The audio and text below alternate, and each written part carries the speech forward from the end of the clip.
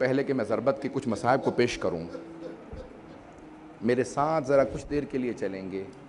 جب جناب امام حسن مجتبیٰ نے طبیب کو بلایا نا، آج بہت سے لوگ کہتے ہیں کہ مولا سے بڑا کوئی طبیب نہیں تھا تو مولا نے طبیب کو کیوں بلایا، تاکہ کبھی کوئی شیعہ یہ نہ کہے کہ ہمارے مولا نے طبیب نہیں بلایا تھا، حکیم کو، ڈاکٹر کو نہیں بلایا تھا، میں بھی ڈاکٹر سے علاج نہیں کراؤں گا۔ میرے مولا نے کہا نہیں، آنے دو ڈاکٹر کو، آنے دو طبیب کو، تاکہ وہ جب باہر جا کے بتائے گا سب کو احساس تو ہو علی کتنے کرب کے اندر ہے۔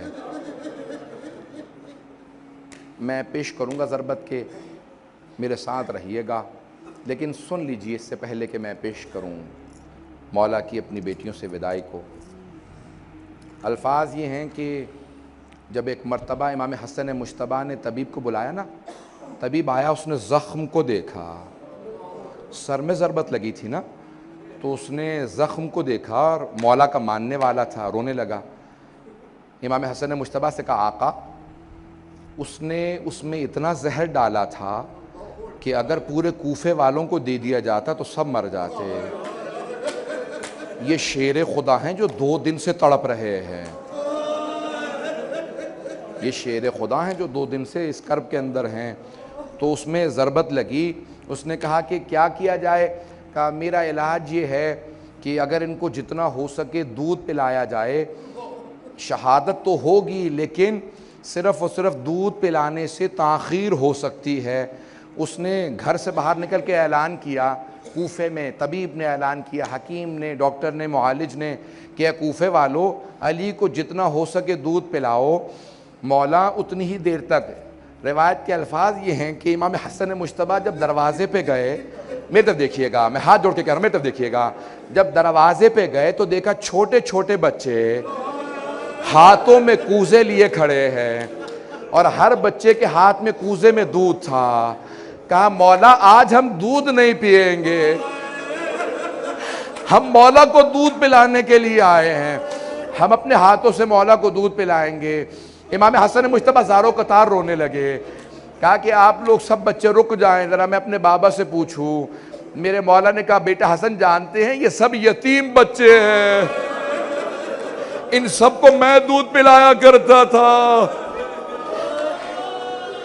امام حسن مجتبیٰ واپس آئے، کہا کہ میرے بابا کہتے ہیں کہ نہیں، کہا کہ ہم اپنی خوشی سے اپنے مولا کو دودھ پلانا چاہتے ہیں۔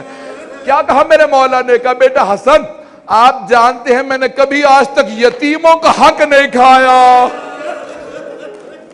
ان یتیم بچوں سے کہہ دے اجرکم اللہ، اجرکم اللہ۔ اگر میں پڑھ پاؤں آج اگر میں پڑھ پاؤں، مولا کے مصائب کو تفصیل سے پیش کر پاؤں، سنیں گے۔ اگر جب شب 19 تھی نا تو جناب امیر اپنی بیٹیوں کے ساتھ بیٹھے تھے، سب بیٹوں سے کہا، مولا جانتے تھے کہ ابھی تابو درآمد نہیں ہوگا، 10 منٹ میں پڑھوں گا، ابھی 10 سے 15 منٹ اگر لے سکا مصائب۔ تو روایت کے الفاظ ہے، مولا نے کہا بیٹا حسن آج سارے بھائیوں کو لے کے کوفے کے جتنے بھی دروازے ہیں نا ان کی حفاظت کیجئے گا۔ کیوں مولا؟ کہا بابا جیسا آپ کا حکم ہے۔ مولا کیوں اپنے بیٹوں کو بھیج رہے ہیں؟ کہا مجھے شہادت کا بہت شوق ہے، اگر میرے بیٹے موجود ہوں گے تو بہت شیر ہے، بہت دلیر ہے، عبد الرحمن ابن ملجم کی ہمت نہیں ہوگی آگے بڑھے گا، میرے شیرو تم باہر چلے جاؤ۔ آج ایک بیٹا بہت تڑپ رہا تھا، ہر انسان پوچھ رہا تھا یہ عباس کو کیا ہو گیا ہے؟ کسی شیر کے دل میں ایسی کیفیت ہے جیسے انگڑائیاں لے رہے ہوں۔ کہا کہ نہیں، جناب امیر نے سینے سے لگا، کہا بیٹا اپنے بھائیوں کے ساتھ رہنا، جب تک حسن مجتبیٰ نہ آئے آپ نہ آئیے گا۔ بس پہ سارے بیٹے چلے گئے۔ ایک مرتبہ مولا اپنی بیٹیوں کے ساتھ بیٹھے ہیں، سب بیٹیوں کو پیار کر رہے ہیں۔ ایک باپ کی حسرت ہوتی ہے نا، آخری حسرت ہوتی ہے۔ مولا کو بیٹی سے بڑی محبت تھی، کبھی کسی بیٹی کی پیشانی کا بوسہ دیتے ہیں، کسی کی کلائیوں کو چومتے ہیں، ہر بیٹی کو پیار کر رہے ہیں۔ بس بھئی رات گزرتی چلی جا رہی ہے۔ جناب ام کلثوم کہتی ہیں بابا بار بار صحن میں آتے اور اپنی ریش مبارک کو پکڑتے، آسمان کو دیکھتے، پھر کہتے ایت حد دنیا غر غیری، او دنیا علی کے غیر کو دھوکہ دینا تو مجھے دھوکہ نہیں دے سکتی۔ میں نے کہا بابا کیا بات ہے؟ کہ آج رسول خدا سے ملاقات کی رات ہے، کہا کہ آج لقاء اللہ ہے۔ بس بھی ایک مرتبہ فجر سے پہلے تہجد پڑھنے کے بعد جناب امیر علیہ السلام جیسے صحن میں آئے، آپ نے روایت سنی ہے نا، ساری مرغابیوں نے راستہ روک لیا، ابا کے دامن کو پکڑے ہیں، سارے کے سارے پرندے مولا کے چاروں طرف ہیں۔